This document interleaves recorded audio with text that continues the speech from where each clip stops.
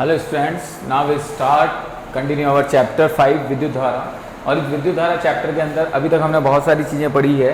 जैसे हम लोगों ने इसके अंदर अर्धचालकों पर, चालकों पर, कुचालकों पर, इन पर ताप का प्रभाव हम पढ़ चुके हैं, प्रतिरोध पढ़ चुके हैं, प्रतिरोधकता पढ़ चुके हैं, प्रतिरोध का लंबाई क्षेत्रफल पर प्रभाव देख चुके हैं, प्रतिरोधों का वर्णक्रम संयोजन देख चुके हैं। तो अब हम यहाँ पर जो पढ़ेंगे वो है प्रतिरोधों का संयोजन। बहुत सिंपल सा टॉपिक है, साइंस का टॉपिक है जो आप लोग 9-10 में भी पढ़ के आए हुए हैं कि प्रतिरोधों को किस प्रकार से जोड़ा जा सकता है। सबसे पहली और सबसे इंपॉर्टेंट चीज़ हम ये बात करते हैं कि परिपथ की आवश्यकता के अनुसार हम प्रतिरोधों को जोड़ सकते हैं। अगर हमें किसी परिपथ के अंदर कम धारा बहानी है, इसका मतलब मुझे उस परिपथ का प्रतिरोध ज़्यादा रखना पड़ेगा, और अगर मुझे किसी परिपथ के अंदर ज़्यादा धारा बहानी है तो मुझे उस परिपथ का प्रतिरोध कम रखना पड़ेगा। इसका मतलब परिपथ की आवश्यकता के अनुसार हम प्रतिरोध के मान को कम या ज़्यादा कर सकते हैं। तो प्रतिरोध के मान को कम या ज़्यादा करने के लिए हमें प्रतिरोधों को आपस में संयोजित करना पड़ता है, उन प्रतिरोधों को आपस में जोड़ना पड़ता है, तो इसे हम प्रतिरोधों का संयोजन कहते हैं। तो हमारा जो नेक्स्ट टॉपिक है वो नेक्स्ट टॉपिक यही है, प्रतिरोधों का संयोजन।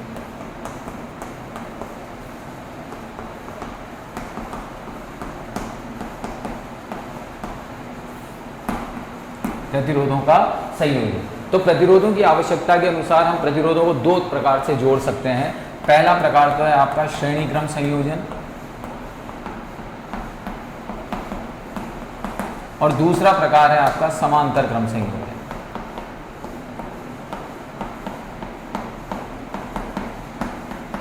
हमने जब संधारित्र पढ़े थे तो संधारित्रों का भी कॉम्बिनेशन हम लोगों ने पढ़ा था, और संधारित्रों के कॉम्बिनेशन में भी हमने दो तरीके से संधारित्रों को जोड़ा था। एक तो हमने जोड़ा था श्रेणी क्रम संयोजन में, और एक हमने जोड़ा था समांतर क्रम संयोजन में।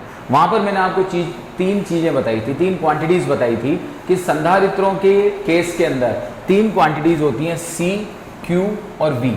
सी तो होती है आपकी धारिता, क्यू होता है आपका आवेश, और वी होता है आपका विभवांतर।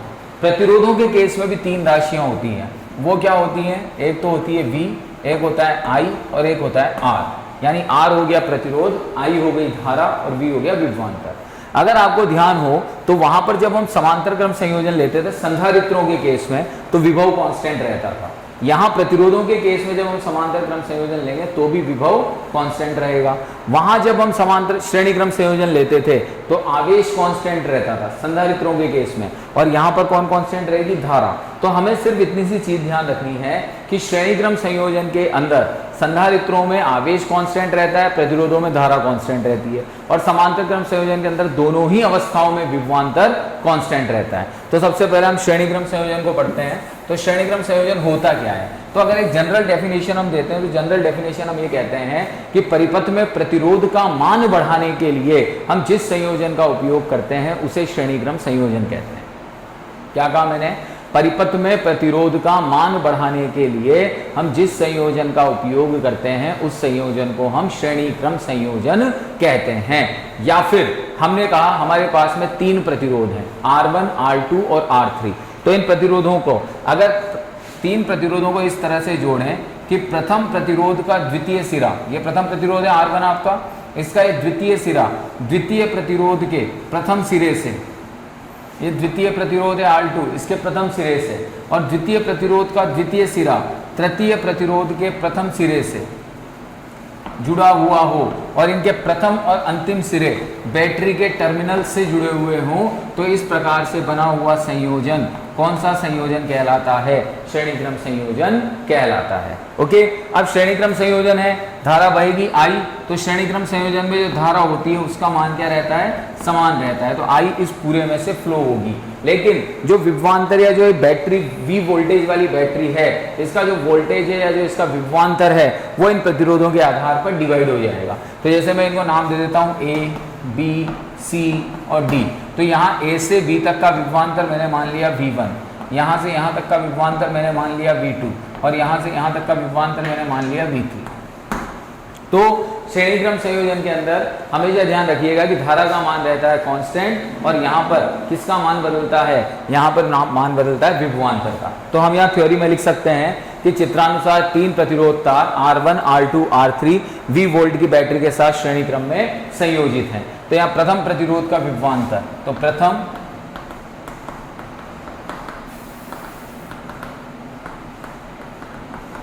V1 equals to IR1। Okay, इसी तरह से द्वितीय का लेते हैं, V2 इक्वल्स टू IR2, तृतीय का लेते हैं IR3। अब ये टोटल वोल्टेज ही तो डिवाइड हुआ है V1 V2 V3 में, तो कुल विभवांतर कितना हो गया? V equals to V1 V2 V3, ठीक है। अब यहां V1 V2 V3 हो गया, तो V1 की वैल्यू क्या है? IR1 IR2 IR3। अब V क्या है? पूरे परिपथ का कुल वोल्टेज, तो यहां लिखते हैं हम, माना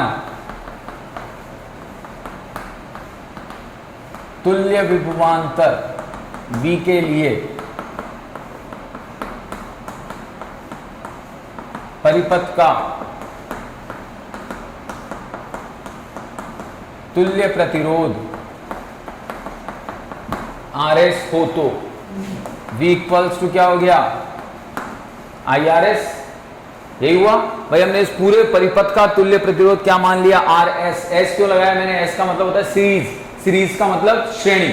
तो RS अगर मैंने मान लिया तो V इक्वल्स ओम्स नियम से क्या हो गया? IRS। तो ये दोनों आपस में V के बराबर हैं, तो V की वैल्यू पुट कर देते हैं यहां पर। तो IRS इक्वल्स टू I से I कैंसिल हो जाएगा,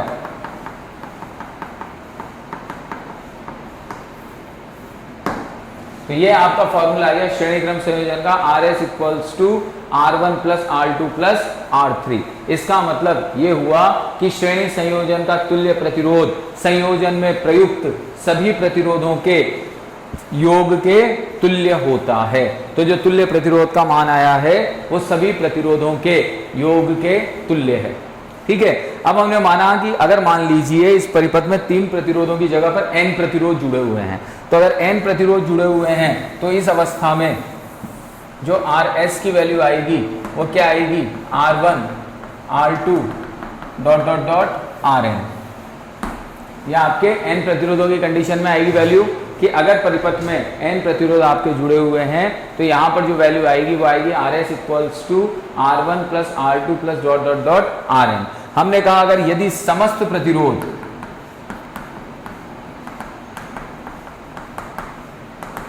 समान है तो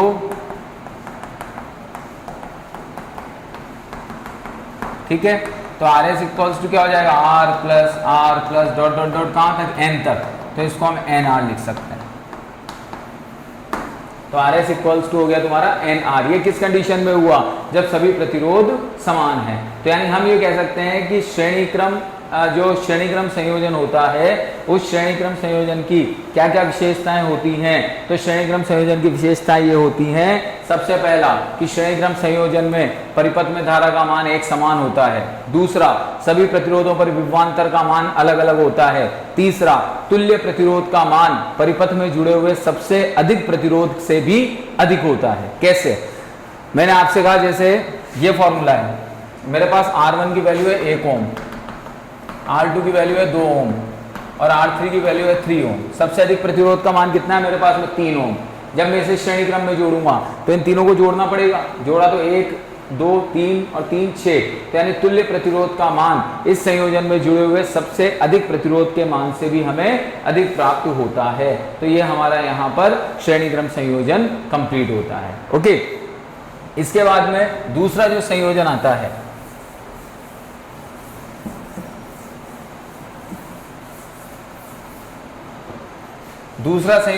हमारा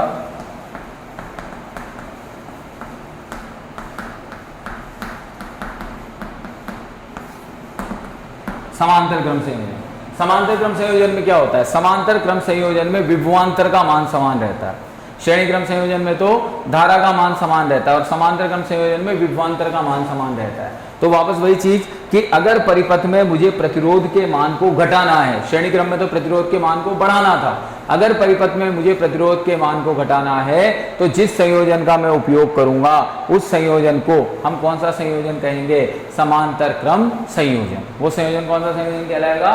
समांतर क्रम संयोजन। तो यहां पर हम 3 प्रतिरोध लेते हैं भाई, R1 R2 R3। इन तीनों प्रतिरोधों की एक विशेषता होती है कि यहाँ पर इन तीनों प्रतिरोधों के प्रथम सिरे एक टर्मिनल से और अंतिम सिरे दूसरे टर्मिनल से जुड़े हुए होते हैं। ये R1 है, ये R2 है, ये R3 है, ये टर्मिनल A, ये टर्मिनल B और ये जोड़ दी यहाँ से बैटरी B। ठीक है, तो ये तीनों सिरे, इसका प्रथम सिरा एक टर्मिनल से, इसका द्वितीय सिरा दूसरे टर्मिनल से। अब यहां से चली धारा I, तो ये धारा I इस भाग पर पहुंचकर 3 ब्रांचों में डिवाइड होगी, 3 शाखाओं में जाएगी। तो यहां पर गई I1, यहां गई I2 और यहां गई I3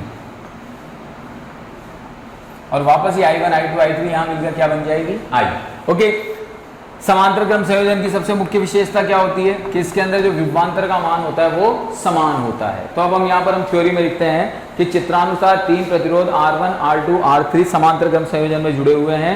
ये 20 वोल्ट की बैटरी से जुड़े हुए हैं। यहाँ पर धारा I पॉइंट A पर या बिंदु A पर 3 भागों I1, I2, I3 में विभक्त होती है। ठीक है, तो प्रथम लूप या प्रथम शाखा में प्रवाहित धारा, तो यहाँ पर प्रथम शाखा में प्रवाहित धारा I इक्वल्स टू क्या हो जाएगा, V/R1 ओम के नियम से। इसी तरह द्वितीय शाखा में प्रवाहित धारा V/R2 और तृतीय शाखा में प्रवाहित धारा V/R3। तीनों शाखाओं में प्रवाहित धारा हो गई। अब अगर मुझे कुल धारा देखनी है तो कुल धारा कितनी है मेरे पास, I equals to I1, I2, I3। तो I की वैल्यू क्या है, V/R1, V/R2, V/I3। ठीक है, हम लिखते हैं यदि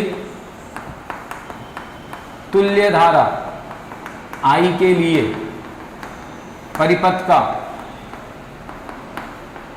तुल्य प्रतिरोध, अब वहां क्या माना था हमने, RS सीरीज की वजह से, तो यहां क्या मानेंगे, RP पैरेलल की वजह से। RP हो तो I बराबर क्या लिखेंगे, V/RP। तो अब इस समीकरण और इस समीकरण में I की वैल्यू को हम रिप्लेस कर देते हैं। तो जैसे आप I की वैल्यू को रिप्लेस करोगे तो I की वैल्यू को रिप्लेस करते क्या आ गया, V/RP इक्वल्स टू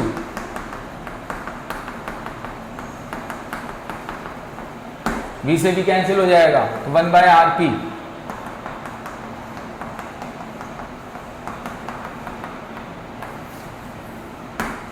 यह आपके समांतर क्रम संयोजन का फॉर्मूला आ गया। यानी इसका मतलब समांतर क्रम संयोजन के तुल्य प्रतिरोध का व्युत्क्रम संयोजन में जुड़े हुए अलग अलग प्रतिरोधों के व्युत्क्रमों के योग के तुल्य होता है।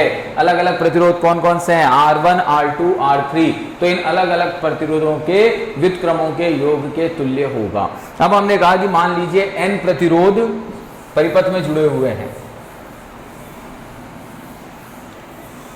अगर n प्रतिरोध परिपथ में जुड़े हैं तो 1/RP equals to 1/R1, 1/R2 dot dot dot 1/Rn। ये n प्रतिरोध आपने परिपथ में जोड़ रखे हैं। हमने कहा ये सारे के सारे प्रतिरोध अगर समान हो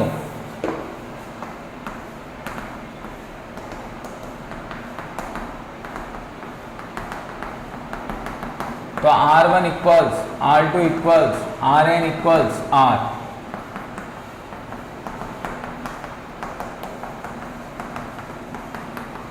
तो इसको हम क्या लिख सकते हैं, N/R। N टाइम तक जाएगा क्योंकि ये, तो RP इक्वल्स क्या हो जाएगा, R/N। तो यहां पर जो तुल्य प्रतिरोध RP का मान आएगा वो RP का मान क्या आएगा आपका, R/N। अब यहां पर अगर हम बात करते हैं कुछ महत्वपूर्ण तथ्यों की, तो महत्वपूर्ण तथ्य ये कहते हैं कि समांतर क्रम संयोजन में प्रत्येक टर्मिनल पर विभवांतर का मान समान होता है। दूसरा, धाराओं का मान पृथक पृथक होता है। तीसरा, तुल्य प्रतिरोध का मान परिपथ में जुड़े हुए सबसे कम प्रतिरोध के मान से भी कम प्राप्त होता है।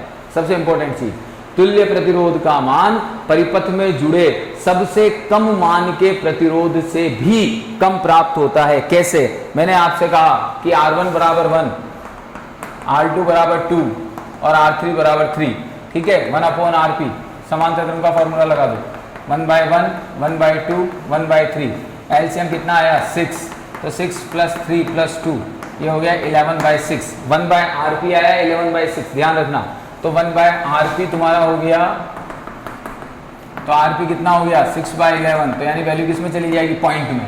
और वैल्यू पॉइंट में जाते ही ये 1 से भी छोटा हो गया। तो इसका मतलब तुल्य प्रतिरोध का मान जो परिपथ में सबसे कम मान का प्रतिरोध जुड़ा हुआ होता है उससे भी कम प्राप्त होता है।